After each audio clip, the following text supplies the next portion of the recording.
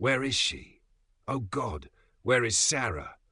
The mother's scream tore through the quiet Tuesday afternoon. Police had cordoned off the area around Maplewood Elementary for over an hour. Blue and red lights flickered across the distraught faces of parents gathered beyond the fence, each choked sob carrying an invisible dread.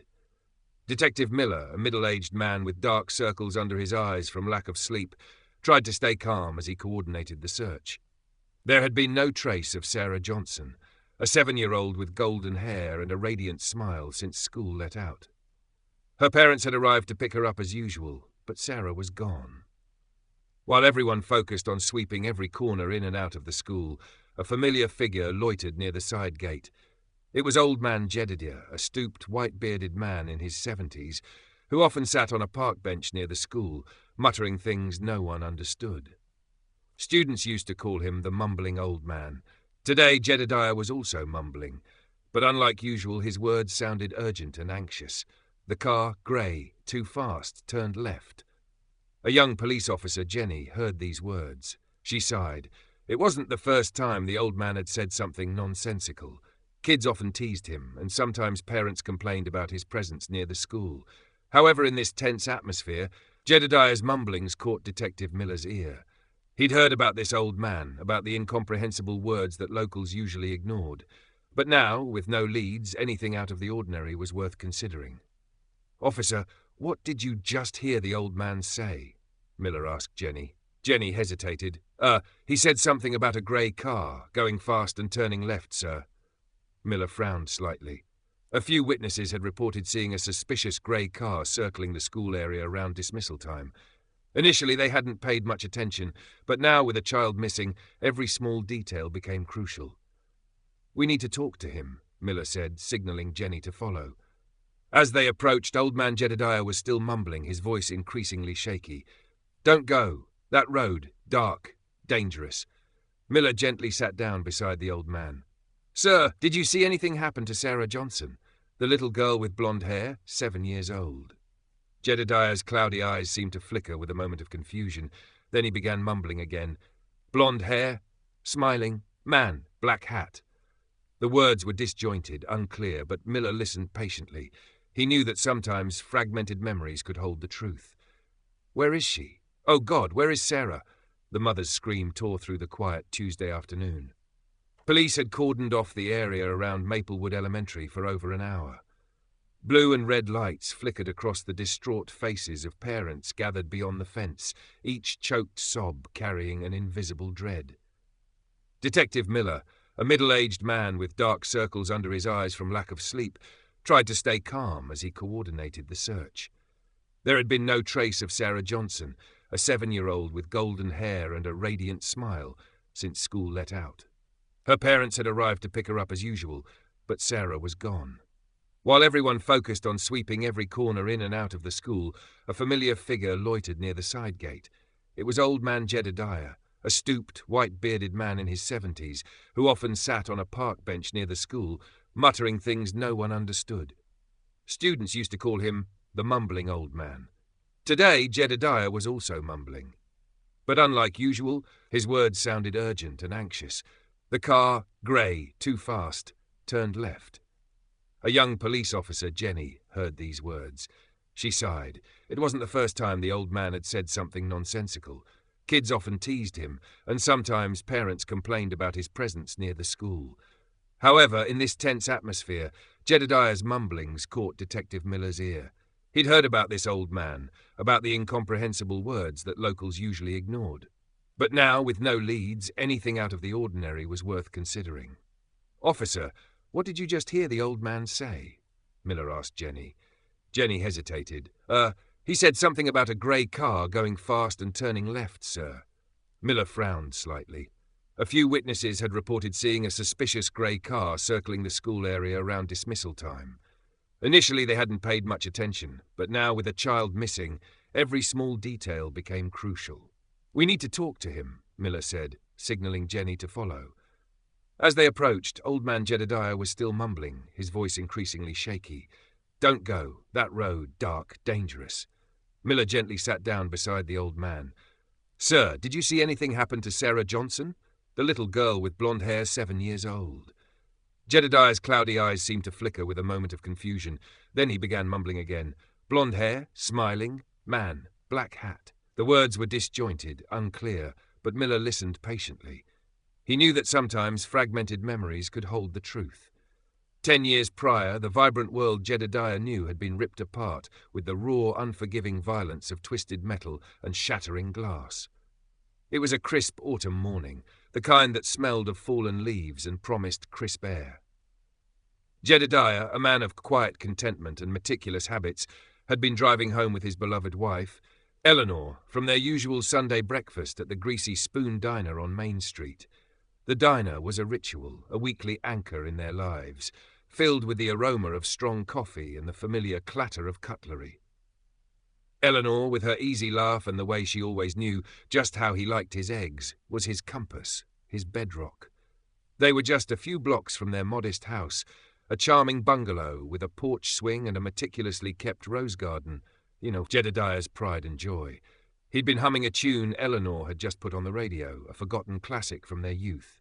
Suddenly, a blur of reckless speed, a horn blaring too late, and then only a deafening, visceral impact.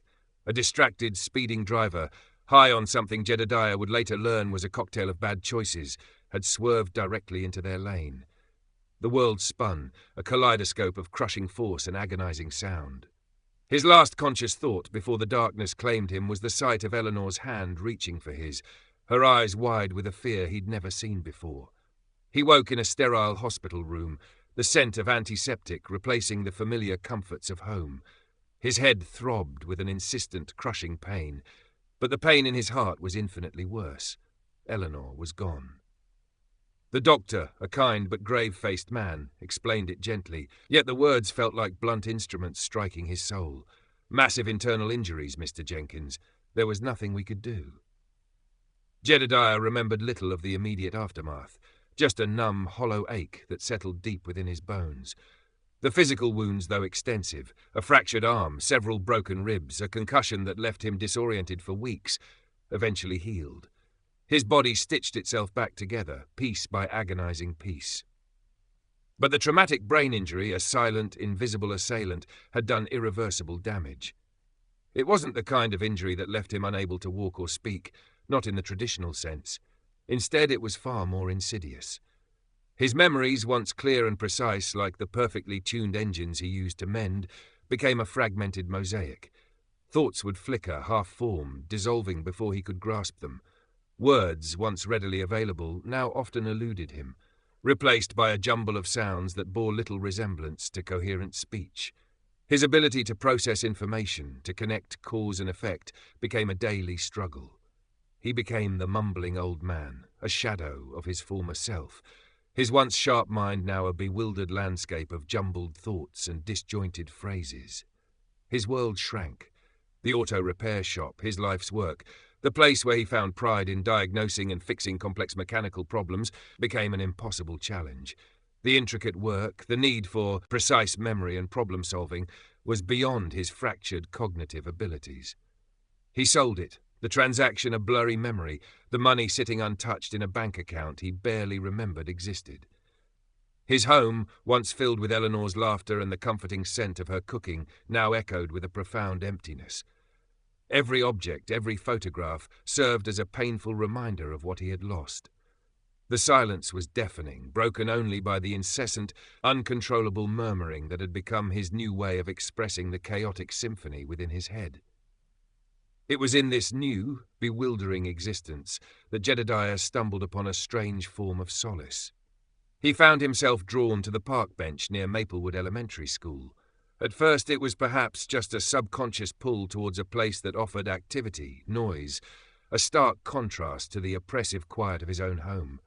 But as days turned into weeks, and weeks into months, a routine began to form. He would walk the few blocks from his house, his gait a little more shuffled than before, and settle onto the weathered wooden planks of the bench.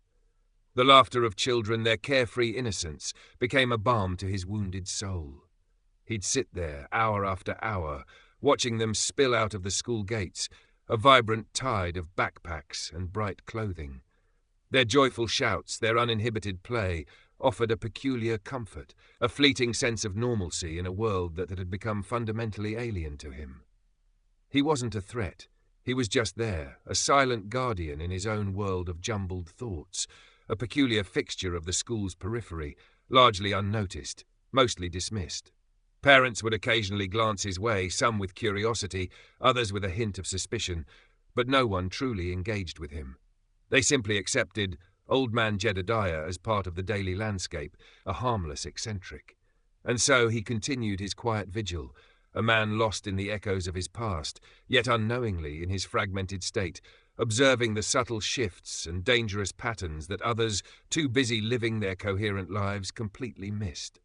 His mind, though broken, still possessed an uncanny ability to register anomalies, to absorb the minute details that painted a picture only he could, however incompletely, perceive.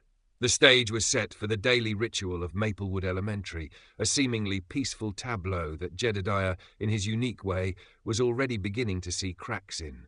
Every day, rain or shine, Jedediah would undertake his silent pilgrimage.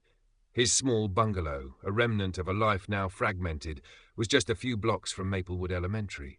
The walk was short, but for Jedediah it was a journey through a mind that constantly replayed fractured scenes, a journey he often punctuated with soft, unintelligible murmurs. He'd arrive around 2:30 p.m., 30 minutes before the final bell, and settle onto his favourite bench, the third one from the left, nestled under a sprawling oak tree. It offered a clear view of the school's main entrance and, more importantly, the side gate where many children were picked up by parents or walked home. To the casual observer, Jedediah was merely an old man, a fixture of the local landscape, perhaps a little confused, certainly harmless. Parents, hurrying by with a nod or a polite, strained smile, rarely paid him much mind. They were focused on their children, on the rush of dismissal, on the million little tasks that filled their day. Teachers, too, had grown accustomed to his silent presence.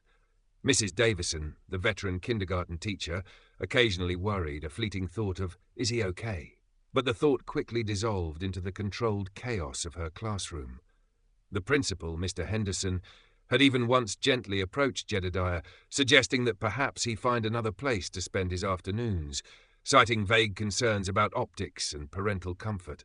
But Jedediah, with a vacant stare and a series of mumbles about sun and good air, hadn't budged. He was an immovable, enigmatic part of the school's ecosystem. What no one understood, what they couldn't possibly grasp, was the intricate, albeit fractured world that existed within Jedediah's mind. His brain, though scarred by trauma, still possessed an uncanny ability to register patterns and anomalies. It was like a highly specialized, though damaged, filter. He might not be able to articulate a complex thought, formulate a coherent sentence, or recall what he had for breakfast, but his eyes, sharp and ceaselessly watchful, missed little. The familiar yellow of the school buses, arriving with rhythmic precision. The vibrant backpacks, a kaleidoscope of colours against the drab brick of the school building. The faces of the children he saw every day. He knew them, not by name, but by their laughter, their unique way of skipping, the tilt of their heads when they spoke to friends. These formed his quiet, consistent world, a repetitive loop that brought a semblance of order to his internal chaos. His mumbling, a constant low murmur of words that floated away on the breeze, unheard and unheeded by most, wasn't truly nonsensical.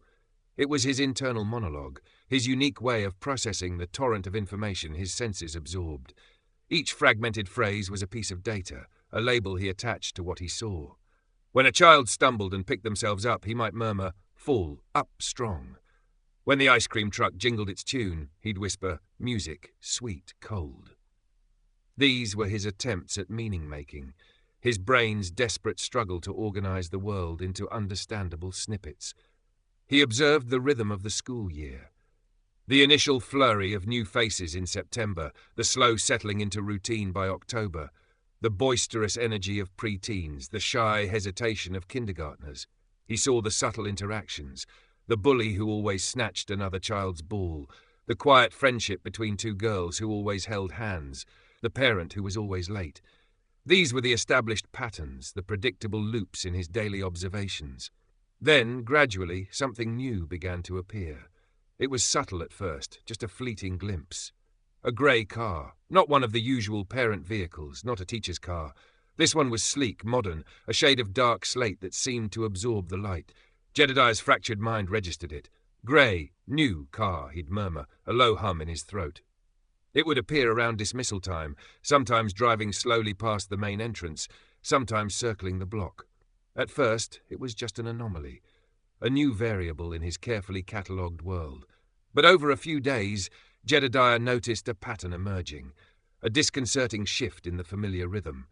The grey car wasn't just appearing, it was lingering. It would slow down near the main gate, then the side gate, its tinted windows offering little insight into its occupants. He started to see a specific detail, a man in a black hat inside. The hat was distinct, a wide-brimmed fedora that seemed out of place in the casual suburban setting. This new pattern, this repeated presence, began to register with an escalating sense of unease within Jedediah's jumbled thoughts.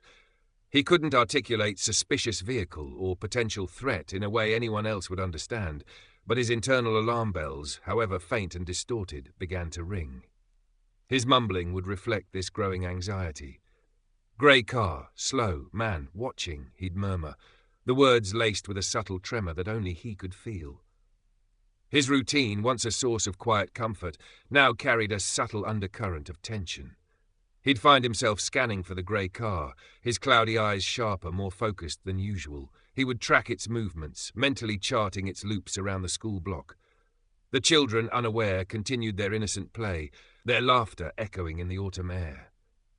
But Jedediah, the silent, mumbling observer, was seeing something they weren't. He was seeing a shadow lengthening over the bright, cheerful landscape of Maplewood Elementary, a shadow that no one else seemed to notice. And deep within his fractured mind, a premonition, a dark whisper of danger, began to solidify. He was powerless to voice it clearly, but the dread was a palpable weight in his chest. The grey car, that sleek, silent harbinger of unease, became Jedediah's focal point. Its daily appearance was now as predictable as the ringing of the dismissal bell, but its behaviour grew increasingly bold. What began as slow, circling passes evolved into deliberate pauses. The man in the black hat, a figure Jedediah's mind now instinctively registered as an anomaly, would sometimes lower his tinted window just an inch or two, a dark slit against the car's metallic sheen. He never spoke, at least not audibly to Jedediah, but his gaze, even from a distance, seemed to sweep over the groups of children, lingering for a beat too long on the smaller, more solitary figures. Jedediah, perched on his bench, felt a prickle of unease that transcended his usual cognitive fog. His mumbling, once a generalized stream of consciousness, now took on a more specific, agitated tone whenever the grey car appeared. "Grey, car, dark, man. Look," he'd whisper, his words a broken record of alarm. His gaze would follow the vehicle, a silent, almost desperate plea for someone else to notice, to understand. But no one did. The world outside his fractured mind remained oblivious. Parents chatted on their phones, teachers herded their charges, and children, lost in their own worlds of play, remained blissfully unaware of the predator circling their innocence. One afternoon, the man in the black hat took a step further. Instead of just driving by, he parked the grey car a little way down the street from the side gate, nestled between a delivery van and a large SUV, partially obscured. Jedediah watched, his heart thumping a disordered rhythm against his ribs. The man got out. He was tall, his frame lean, and the black hat cast a permanent shadow over his face, obscuring his features. He didn't approach the main crowd of parents, but instead lingered near the edge of the school grounds, close to a less trafficked path that led to a small cluster of houses. Jedediah saw him. He saw the man subtly attempt to engage a couple of children who were walking home alone, their heads bent in conversation. The man held something in his hand, something small and colourful. Candy, perhaps, or a toy. Jedediah couldn't make out the exact words, but he saw the man lean in, his posture deceptively friendly. He watched, his aged hands clenching on his lap, as the children, thankfully, kept their distance. They sped up, their small frames shrinking as they hurried down the path, glancing back with confused, slightly wary expressions. Jedediah released a shaky breath he hadn't realized he was holding. "No, bad man, not good," he rasped, his voice barely audible even to himself. The incident, though seemingly minor, solidified Jedediah's internal alarm. It wasn't just a car anymore. It was a person with intent. His fragmented thoughts connected the dots in a raw, instinctual way that bypassed the need for coherent articulation. He knew, with a certainty that cut through the fog, that this man was dangerous. He tried to stand, a jolt of urgency coursing through him. He wanted to shout, to warn someone, anyone. But his old body, stiff and uncooperative, responded slowly, and his vocal cords produced only a garble of sounds that would be dismissed as more of his usual ramblings. He was trapped within the confines of his own mind, a silent witness to a burgeoning threat. He felt the frustration keenly, a sharp, bitter pang in his chest. It was a familiar feeling, this inability to communicate, to make himself understood. After his accident, the world had become a constant source of this particular agony. He would try to tell Eleanor's sister about a broken pipe, only to offer up a string of words about water, drips, cold. He'd attempt to explain his discomfort to a visiting nurse, and instead, hurt head dark, would tumble out. People would nod, smile sympathetically, and move on, assuming he was just having another confused moment. He had learned to live with it, to retreat into his own internal world. But this was different. This wasn't about his comfort. It was about the safety of these children, these bright, innocent sparks that had brought a measure of light back into his shadowed life. His attempts to communicate the danger, however futile, became more insistent. He'd point towards the grey car with a trembling finger, his mumbling rising in volume. "See! Him! Bad car! Run!" he'd implore the air, or the unsuspecting parents walking by. A few times a parent would pause, a fleeting expression of concern crossing their face. "Everything all right, Mr. Jedediah?" they might ask, their tone kind, but ultimately patronizing. Jedediah would only respond with more frantic, unintelligible words, pointing vehemently towards the street. The parents, seeing his agitation, would usually offer a sympathetic nod and quickly usher their children away, assuming he was merely having one of his episodes, perhaps startled by a sudden noise or a car backfiring. The very act of his warning was perceived as a symptom of his condition, not a genuine alert. This consistent dismissal only fueled his internal turmoil. He saw the danger, he knew the man's intentions were nefarious, yet he was utterly powerless to convey it effectively. It was like screaming underwater, his voice muffled and distorted, his warnings dissolving into bubbles of nothingness. The loneliness of his predicament was profound. He was the only one who truly saw, truly understood the lurking shadow. Days bled into weeks, and the man in the black hat became a more regular fixture. His appearances were no longer just around dismissal. Sometimes he'd be there in the mid-morning, just driving slowly past, or parked briefly in a spot a little further down. He was casing the place, learning the routines, observing the ebb and flow of the school day. Jedediah charted these movements in his fragmented mind, building a mental map of the man's increasingly bold intrusions. He recognized Sarah Johnson, the little girl with the sunshine-bright hair and a laugh like wind chimes, as one of the children the man often seemed to observe. She was a little quieter than some of the others, sometimes lingering at the gate, waiting for her parents, engrossed in a drawing or a small toy. A small, vulnerable figure, almost too easy to overlook. The autumn air grew crisper, the leaves more vibrant. Yet for Jedediah the beauty of the season was overshadowed by the growing sense of dread. He felt a tightening in his chest, a premonition that something terrible was about to happen, a direct consequence of the escalating threat that only he seemed able to perceive. He had to make them understand. He had to. Even if his words were broken, his warnings jumbled, he had to try. He just didn't know how. The Tuesday sun was deceptively bright, casting long, cheerful shadows across the Maplewood Elementary playground. For Jedediah, however, the light felt heavy, almost oppressive. He had arrived at his bench earlier than usual, a restless anxiety churning in his gut. The grey car hadn't made an appearance yet today, but its prolonged absence only heightened his unease. It felt like the calm before a storm, a tension building in the air that only he seemed to perceive. His murmurs were more frequent, less coherent, a low, constant hum of worry. "Grey, car, no, here, waiting, bad." The final bell shrilled at 3 p.m., a joyous sound for hundreds of children, a signal of impending dread for Jedediah. The school gates burst open, and a river of bright backpacks and excited chatter poured out. Parents surged forward, a wave of familiar faces ready to scoop up their progeny. Jedediah's eyes, sharp with a singular focus, scanned the crowd, a particular knot forming in his stomach.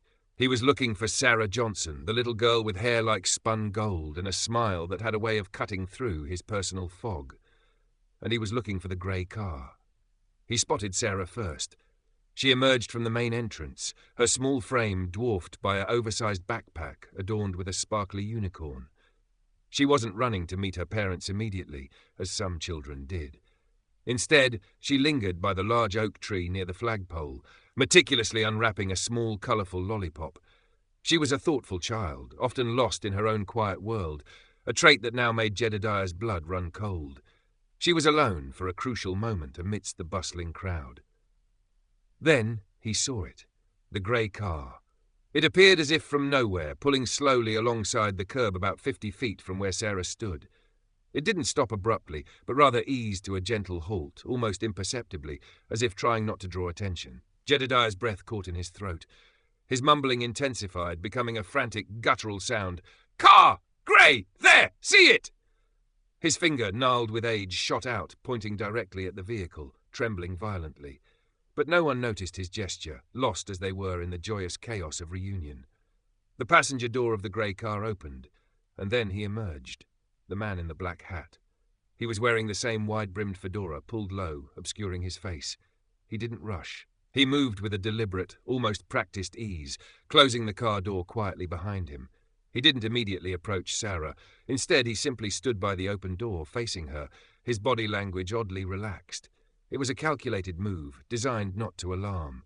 Jedediah watched, frozen in a silent scream. His mind was a maelstrom of fragmented images and primal fear. "Man! Hat! Black! Go to her!" he croaked, his voice a strained whisper against the din of the schoolyard. He tried to stand, to push himself off the bench, to run, to shout, anything to break through the impenetrable wall of his condition.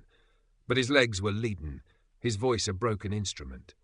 All that emerged were the sounds that others had learned to ignore. He saw the man speak to Sarah. He couldn't hear the words, but the man's head tilted slightly, a seemingly friendly gesture. He saw Sarah hesitate, her lollipop halfway to her mouth. Her blonde head cocked to the side, a gesture of innocent curiosity. The man then extended his hand, holding something out to her. Jedediah's memory, though fractured, dredged up the image of the previous attempt, the candy. This time, it seemed, the lure was more compelling, or perhaps Sarah's guard was simply down. He watched, horrified, as Sarah slowly, cautiously took a step towards the man, then another, and another. She wasn't running, wasn't screaming. She seemed to be walking, almost willingly, drawn in by whatever illusion the man had conjured. Jedediah's heart hammered in his chest, a desperate drumbeat against the impending tragedy. "No, Sarah, no! Dark road! Go fast!" His words tumbled out, a nonsensical plea to the empty air. The man gently guided Sarah into the passenger seat of the grey car. He didn't force her. It was subtle, smooth, seamless. Then he quickly got into the driver's seat.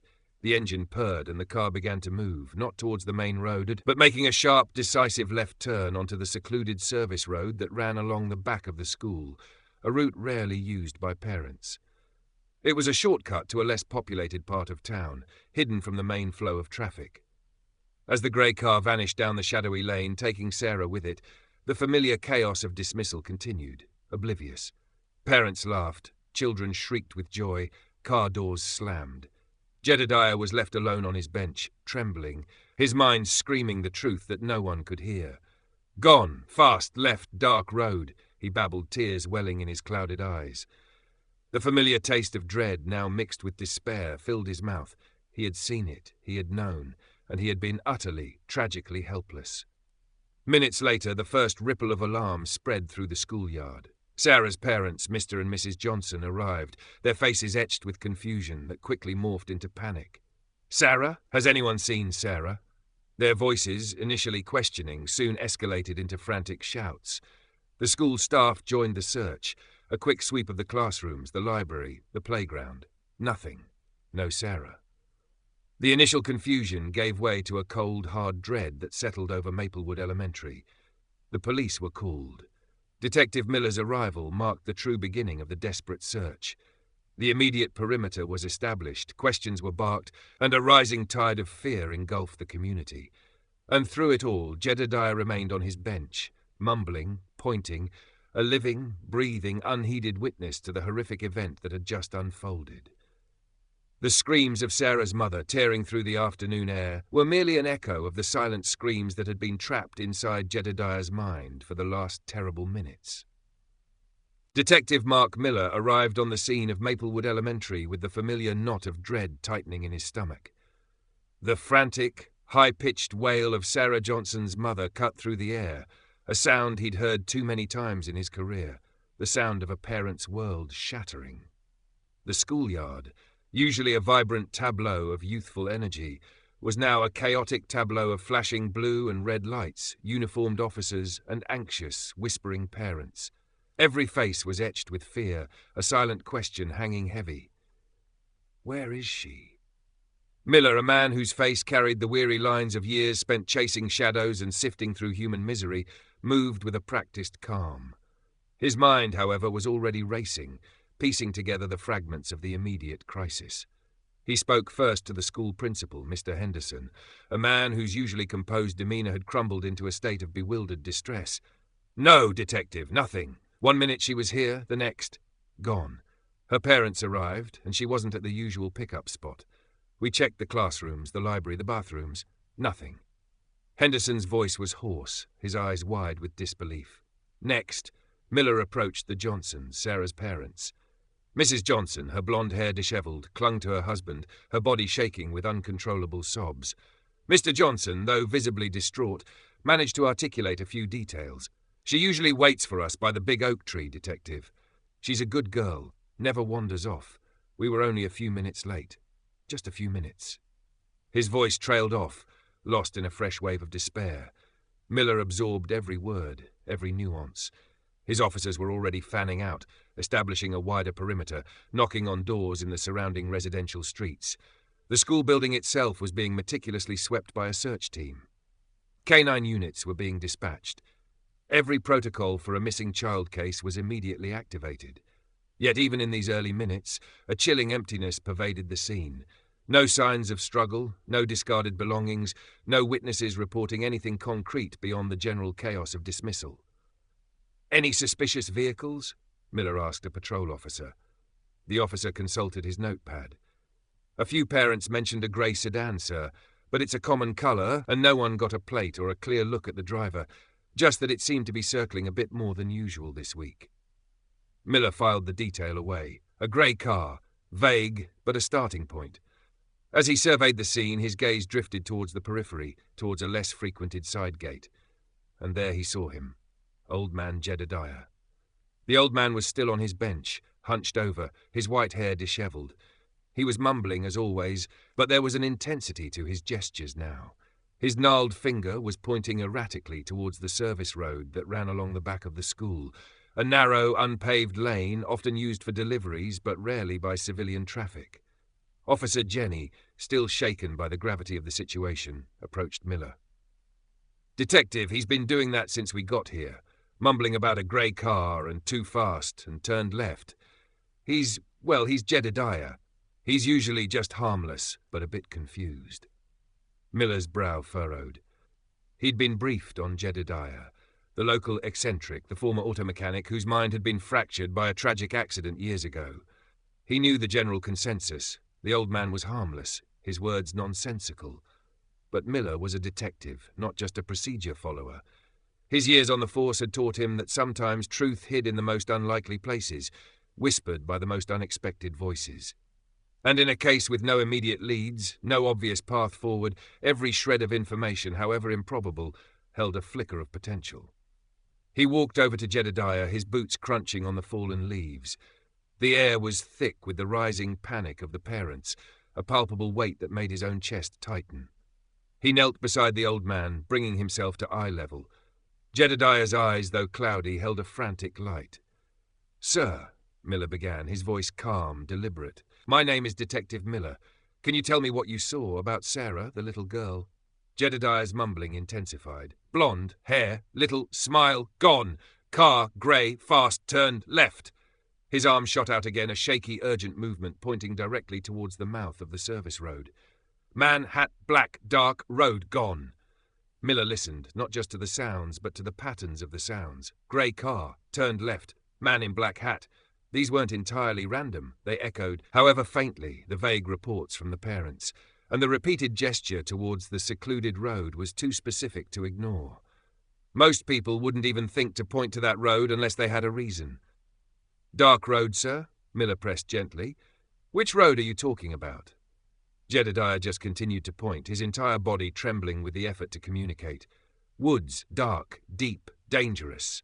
Miller stood up, his gaze sweeping from Jedediah's pointing finger to the mouth of the service road. It was an unpaved, winding path that quickly disappeared into a dense patch of woods before eventually connecting to a less-travelled arterial road on the outskirts of town. It wasn't a route a kidnapper would typically take if they wanted to blend into main traffic, unless they wanted to get somewhere isolated, fast. He turned to Officer Jenny. "Get a unit down that service road immediately. Check for any signs of a grey car. And I want to see all available surveillance footage from any businesses near this school, focusing on the last hour of dismissal, particularly looking for a grey sedan, any make, any model, and pay attention to anyone wearing a black hat." Jenny looked at Jedediah, then back at Miller, a flicker of doubt in her eyes. "You think he actually saw something, Detective?" Miller looked at the old man, who had slumped back against the bench, still muttering, but with a slight, almost imperceptible nod of his head. "In this job, officer, sometimes the clearest pictures come from the fuzziest lenses, and right now, he's the only lens we've got." The desperate hope, once a faint flicker, now grew a little stronger. It was a long shot, a leap of faith, but in the growing darkness, any light was worth chasing. The clock was ticking, and every second mattered. The urgency in Detective Miller's voice cut through the static of the police radio. "Units, listen up. I need an immediate sweep of the service road behind Maplewood Elementary. Focus on any signs of a grey sedan, particularly looking for tracks or anything out of place. This is a potential lead for the missing child, Sarah Johnson." The order, delivered with calm authority, sent a ripple of focused energy through the responding officers. The hope was faint, almost imperceptible, but it was there, sparked by the fragmented words of an old man everyone else had dismissed. Officer Davies, a seasoned patrolman with a keen eye for detail, was the first to pull his cruiser onto the narrow, unpaved service road. The lane, often overgrown and little used, quickly disappeared into a tunnel of mature oak and maple trees, their leaves already beginning to turn, forming a dappled canopy overhead. The air here was cooler, quieter, a stark contrast to the frantic energy of the schoolyard. Davies drove slowly, his eyes meticulously scanning the sides of the road, the undergrowth, the occasional patches of exposed dirt. The first few minutes yielded nothing but the usual detritus of forgotten paths, discarded fast food wrappers, a broken branch, the occasional wildlife track. But then, about a quarter-mile in, Davies spotted it. A faint set of tyre tracks, distinct from the usual rough terrain. They weren't deep, suggesting a vehicle that hadn't been travelling at high speed, but they were fresh, pressed into a patch of soft earth where a puddle had recently dried. He stopped his cruiser, stepping out to examine them more closely. The tread pattern was consistent with a modern passenger car, possibly a sedan. He radioed Miller. "Detective, I've got fresh tyre tracks on the service road. Looks like a passenger vehicle, heading deeper into the woods." Meanwhile, back at a temporary command post set up in the school gym, Detective Miller was already directing the next phase of the investigation.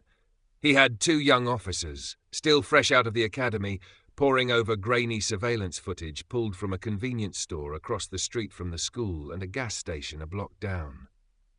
"Focus on the period between 2:45 p.m. and 3:15 p.m., Miller instructed, his voice low but firm. "Look for any grey car leaving the area, any make, any model, and pay close attention to the driver, anyone in a black hat, anyone whose face is obscured." The officers, eager to prove themselves, sat hunched over the monitors, rewinding and fast-forwarding, their eyes straining. The footage was far from high definition, pixelated and often obscured by glare or passing traffic. It was painstakingly slow work, a test of patience and concentration. Miller, however, couldn't shake the image of Jedediah's trembling finger pointing towards the service road. The old man's words, "Grey car, fast, turned left, man, black hat, dark road," echoed in his mind, less like random babble and more like a distorted recording of a vital eyewitness account. It was a gamble, putting so much stock in the observations of a man whose sanity was routinely questioned, but Miller's instincts, owned by years of police work, told him there was something there. The sheer specificity of the left turn onto a seldom-used road was what struck him most. It wasn't a natural escape route for someone wanting to disappear into the anonymity of rush-hour traffic. It suggested a planned, isolated destination. An hour passed. The sun began to dip, casting longer shadows. The atmosphere in the gym grew heavy with unsaid anxieties. Then, a shout from one of the junior officers. "Detective, I think I've got something." Miller moved quickly to the monitor. The officer pointed to a specific frame. "Around 3:07 p.m., sir. Look." The grainy footage showed a dark grey sedan, undeniably grey, pulling away from the curb near the side of the school. The resolution wasn't perfect, but the silhouette of the driver was clear enough to make out a distinct, wide-brimmed black hat. The car then made a sharp, almost abrupt left turn onto the service road, precisely as Jedediah had described. The timestamp confirmed it was minutes after Sarah was last seen. A surge of adrenaline coursed through Miller. It was a tangible lead, concrete evidence that corroborated Jedediah's fragmented testimony. The pieces were beginning to fit, not just as random coincidences, but as elements of a coherent narrative. The initial skepticism surrounding Jedediah's ramblings began to dissipate, replaced by a growing awe and a pang of regret for every time his insights might have been dismissed in the past. "That's it," Miller breathed, a grim determination setting in. "That's our car, and that's our direction." He immediately relayed the new information to Officer Davies and the other units searching the service road. Confirmed vehicle description: dark grey sedan. Driver wearing a black hat. Surveillance footage shows it turning onto the service road around 3:07 p.m. The confirmation fueled the search, giving it a renewed sense of purpose. Davies, already following the faint tyre tracks, now pushed deeper into the woods. The road narrowed further, becoming more overgrown. The sense of isolation grew. The air grew colder, and the shadows deepened. He knew this road well. It eventually looped around to an old, largely abandoned section of town, a place of decaying industrial buildings and forgotten homesteads. Not a place anyone would go by accident. Just as the last sliver of sunlight threatened to disappear behind the tree line, Davies spotted it. Through a break in the trees, nestled in a small clearing off to the side of the winding path, was a building. An old, dilapidated wooden cabin, barely visible through the thick foliage. And parked discreetly behind a cluster of overgrown bushes, almost completely hidden from the road, was a dark grey sedan. It matched the description from the surveillance footage perfectly. Davies' heart pounded. He killed his engine, the sudden silence deafening. He drew his weapon, radioing Miller with urgent, hushed tones. "Detective, I've found a grey sedan. Matches the description. It's parked behind an old wooden cabin about a mile in on the service road. Appears abandoned, but I'm approaching with caution, requesting backup immediately." The tension ratcheted up 1,000-fold. The faint trails had led them here, guided by the unlikely broken compass of Jedediah's mind. The rescue operation was about to begin. Every second now was critical. The air crackled with a new kind of tension as Detective Miller received Officer Davies' urgent transmission. "Grey sedan, old wooden cabin, requesting backup immediately." The words were clipped, precise, cutting through the anxiety like a sharp blade. This wasn't just a lead anymore. It was a potential location, a direct path to Sarah. Miller barked orders into his radio, his voice a low, urgent hum. "All available units to the service road. 1 mile in, coordinates to follow. Suspect located. Priority 1, child recovery."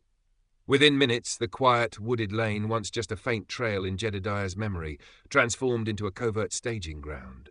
Patrol cars, their lights now dark to maintain stealth, converged on the hidden clearing.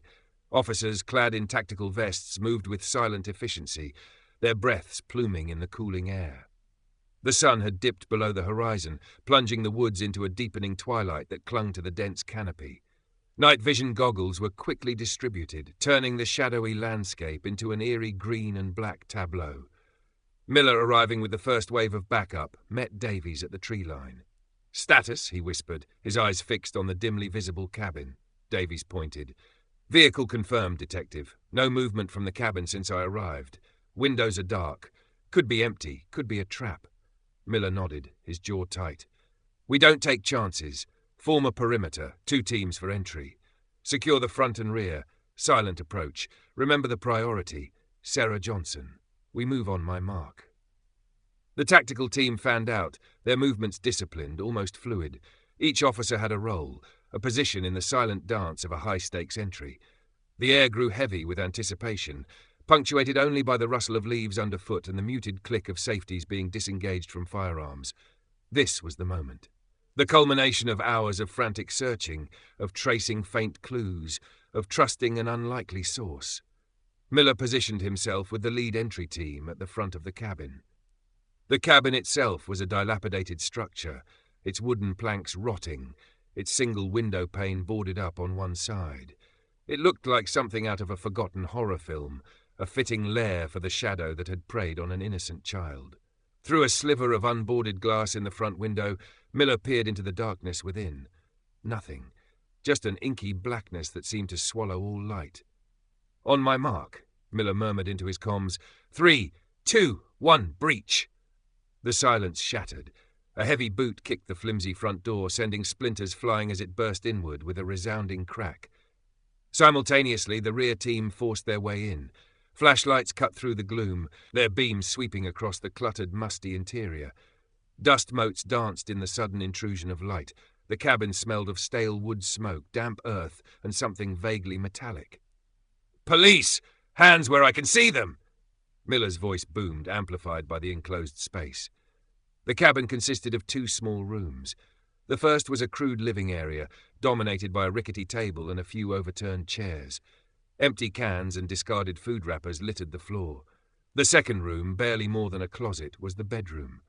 As the officers swept into it, their flashlights illuminating the oppressive darkness, they saw him, the man in the black hat. He was startled, caught completely off guard.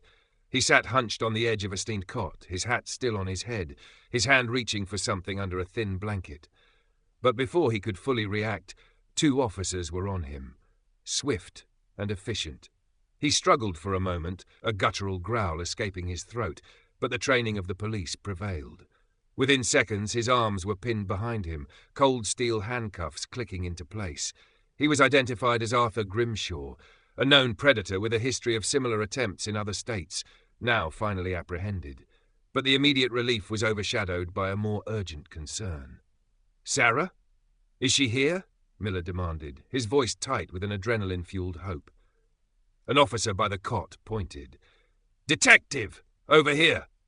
Miller rushed forward, his heart leaping into his throat. Tucked into a corner, partially hidden by a stack of old boxes, was a small, familiar figure, Sarah Johnson. Her blonde hair, dishevelled and matted, was unmistakable. She was bound, her small wrists and ankles secured with rough rope, and a piece of cloth was tied over her mouth.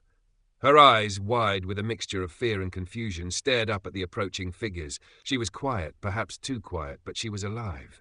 "Sarah!" Miller knelt beside her, his voice softening instantly. "It's okay, sweetheart. You're safe now. We're the police." He quickly, gently untied the cloth from her mouth, then worked on the ropes binding her.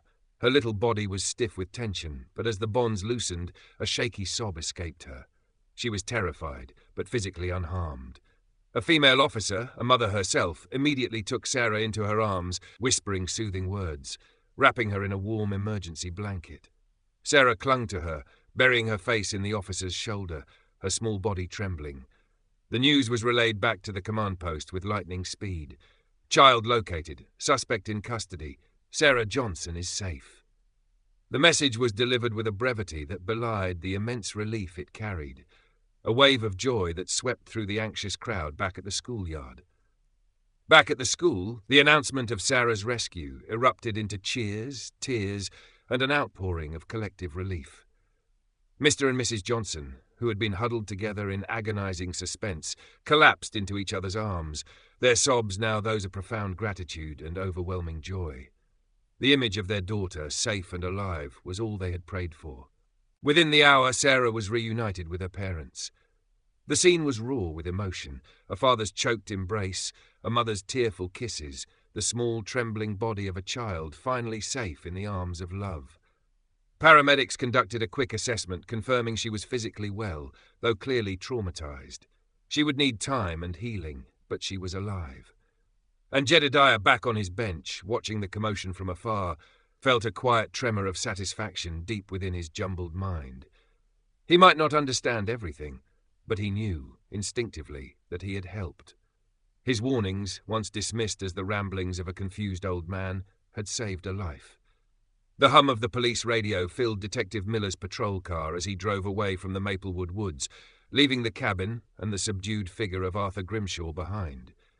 Sarah was safe, nestled in the back of an ambulance on her way to the hospital for evaluation, but more importantly, to her parents' waiting arms.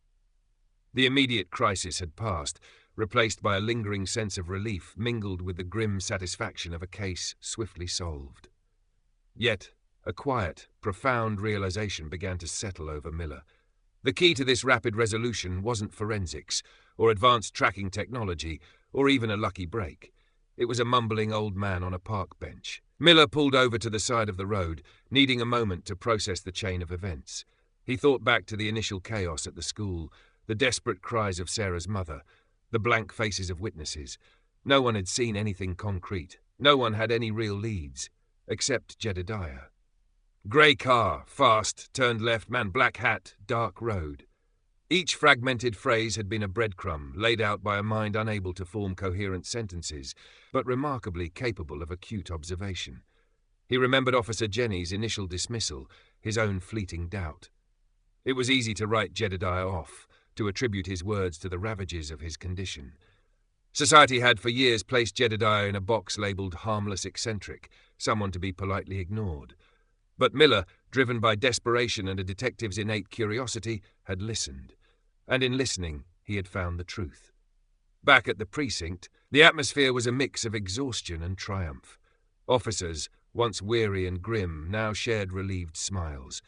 The rapid apprehension of a dangerous predator and the safe return of a child was a win, a rare and deeply satisfying victory in a job often filled with heartbreak. As the official reports began to be compiled, Jedediah's name started to appear, not as a suspect or even a formal witness given his condition, but as the source of the critical initial lead. Detective Sergeant Reynolds, a burly, no-nonsense officer, approached Miller. "Great work out there. That was quick. What tipped you off to that cabin?" Miller leaned back in his chair, a faint smile touching his lips. "It was old man Jedediah, Sarge, the one who sits by the school." Reynolds frowned. "Jedediah? You mean the mumbling old guy? What did he do, babble something useful by accident?" His tone, though not unkind, reflected the common perception of Jedediah. "He didn't babble by accident," Miller corrected, his voice firm. "He described the grey car. He said it turned left onto the service road. He mentioned the man in the black hat. He kept pointing to that secluded road. He was seeing everything, processing it and trying to tell us. We just weren't fluent in his language." Reynolds' eyes widened slightly, a flicker of genuine surprise replacing his skepticism. "No kidding? So his ramblings, they were actually clues?" "Precise ones," Miller affirmed. He pulled up the surveillance footage of the grey car turning onto the service road. "Look, this is what he described, down to the specific turn, and Davies found the car exactly where Jedediah's dark road would lead." The revelation began to spread through the precinct. Officers who had rolled their eyes at Jedediah's presence, who had joked about his incoherent murmurs, now looked at each other with a mixture of disbelief and dawning respect. A few muttered apologies, quiet acknowledgements of their misjudgment. It was a humbling moment, a stark reminder that perception could often be a blinding filter. The local news channels, hungry for details on the dramatic rescue, quickly picked up on the story. While the primary focus remained on Sarah's safety and Grimshaw's arrest, a subtle narrative began to emerge about the eccentric old man who had inadvertently provided the crucial tip. Initial reports, still hesitant, referred to him as an unidentified witness with a unique method of communication. But as Miller's official report gained traction, the full impact of Jedediah's role became undeniable. The community of Maplewood, once quick to dismiss Jedediah, was forced to re-evaluate. Parents who had previously complained about his presence near the school now felt a pang of guilt. They remembered their own polite but hurried dismissals of his agitated pointing, their quiet sighs at his endless murmurs. They had seen a troubled old man. Jedediah had seen a predator. The contrast was stark, illuminating their own biases. Miller knew the investigation into Grimshaw would continue. They would delve into his past, uncover his motives, and build an ironclad case. But the immediate triumph belonged to Sarah, to her family, and, in a profound way, to Jedediah. Miller made a mental note to visit Jedediah again soon, not just as a detective following up, but as a man expressing his profound gratitude. He felt a newfound admiration for the old man, for his resilience, for his unwavering connection to the children he watched over, even through the fog of his fractured mind. Jedediah wasn't just a local character. He was a silent, unsung guardian, a reminder that wisdom and truth can come in the most unexpected packages, often wrapped in the seemingly nonsensical. The sun had fully set now, plunging the world into darkness, but for Sarah Johnson and her family, a terrifying darkness had lifted. And in the quiet of his own mind, Jedediah, the unwitting hero, finally found a measure of peace, a quiet satisfaction in the knowing that his unheard warnings had, in the end, been heard. The collective sigh of relief that swept through Maplewood was almost palpable. Sarah Johnson was home. Arthur Grimshaw, the man in the black hat, was behind bars, his predatory game ended. The immediate fear had subsided, replaced by a lingering sense of vulnerability, but also immense gratitude. And at the heart of this gratitude, in an unexpected twist, stood old man Jedediah. The initial news reports, cautious in their language, gradually gave way to more detailed accounts.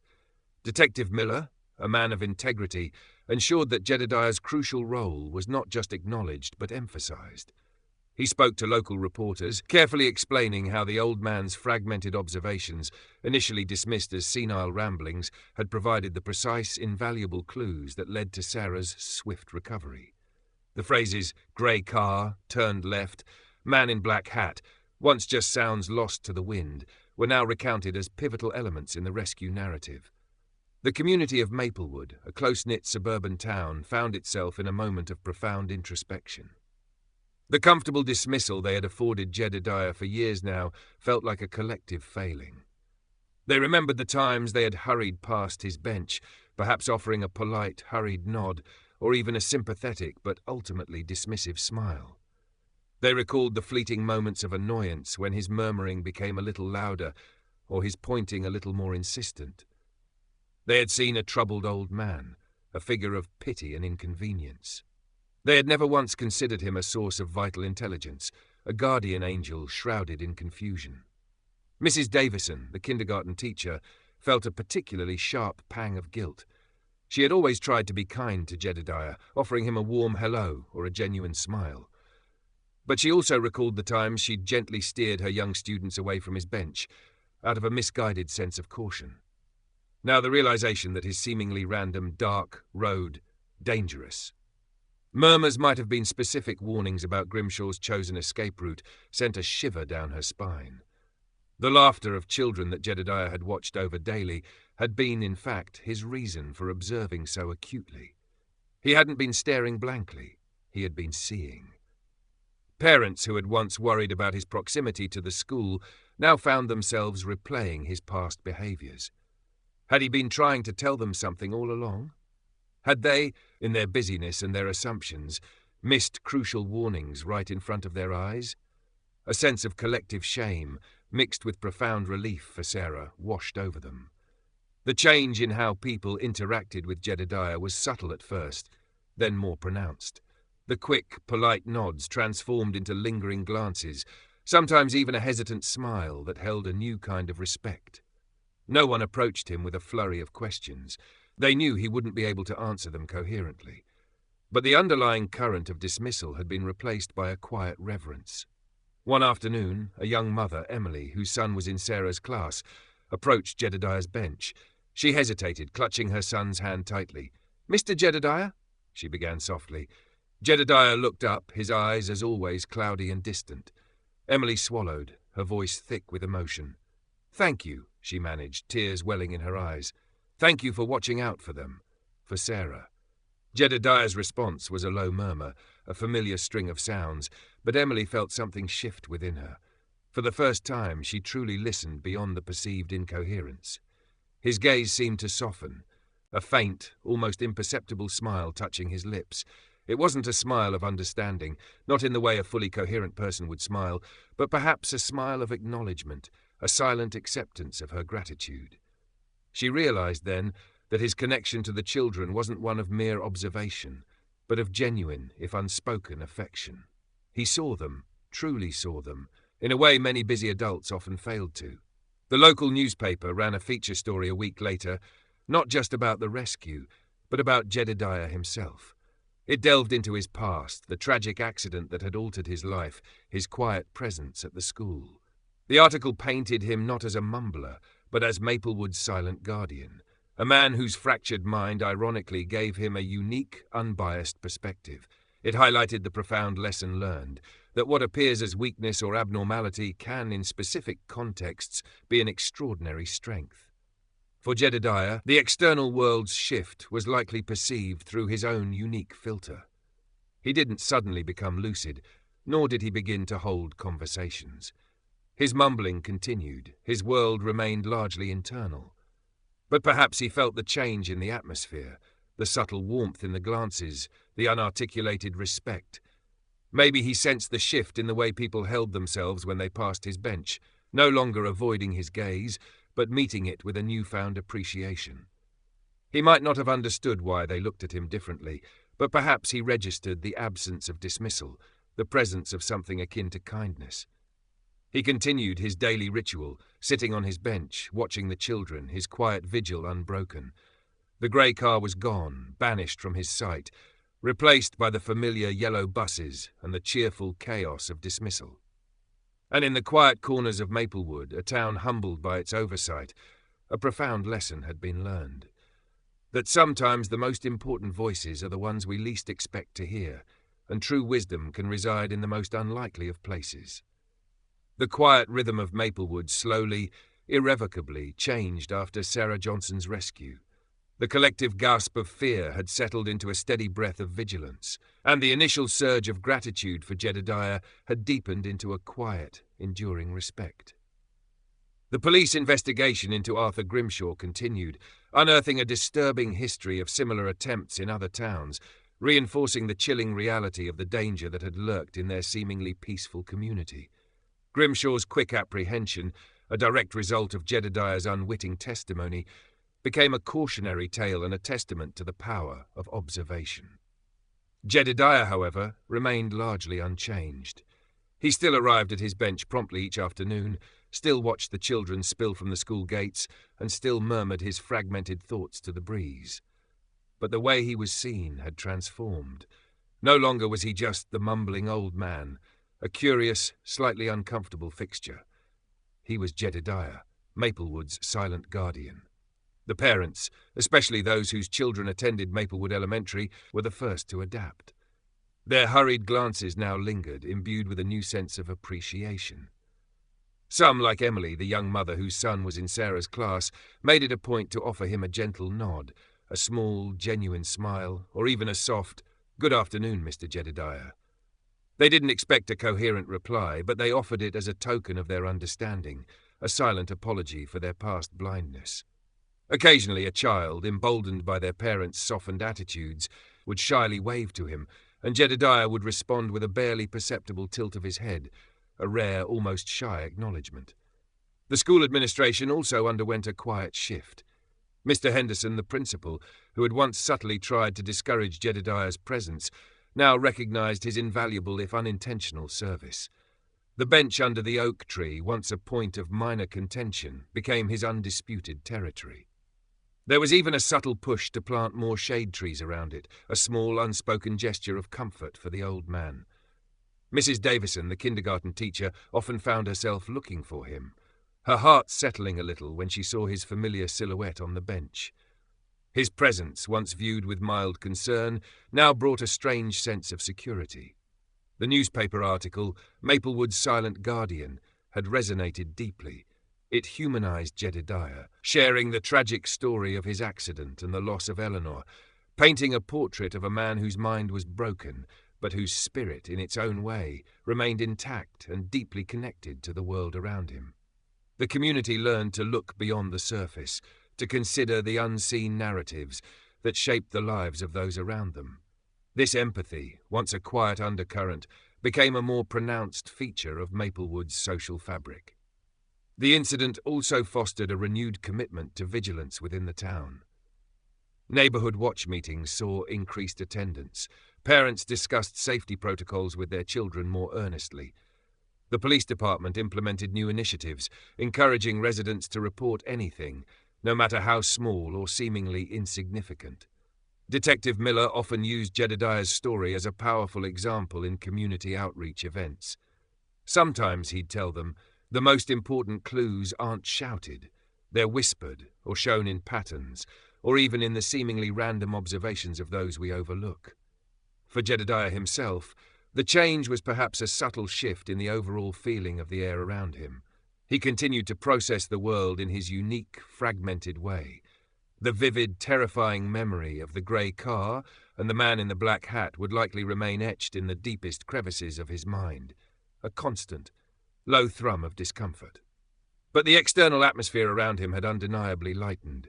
The sharp edges of dismissal had softened. The cold indifference had warmed into something akin to quiet affection. He might not have understood the complex societal shift, the nuanced apologies offered in glances and quiet smiles. But perhaps he felt the absence of hurried avoidance, the new willingness of passers-by to meet his cloudy gaze. He might have sensed the collective relief that emanated from the schoolyard, a relief he had, in his own way, helped to bring about. And in that, there was a profound, simple peace that transcended the complexities of language and lucidity. Jedediah lived out his days as a beloved, if still enigmatic, figure in Maplewood. His bench remained his throne, his daily vigil an enduring testament to his quiet heroism. He served as a living reminder that value isn't always found in eloquence or outward strength, but often in the most unexpected places, in the depths of a fractured mind, in the unwavering gaze of an observer, in the capacity of a community to learn, to listen, and to truly see. The story of Sarah Johnson's rescue wasn't just about a crime solved. It was about a town's awakening, a quiet revolution in perception, sparked by the man they used to call the mumbling old man. The sun still set each evening over Maplewood Elementary, casting long shadows across the playground. But now, when darkness fell, the community felt a little safer, a little more connected, and a little more understanding of the silent guardians among them.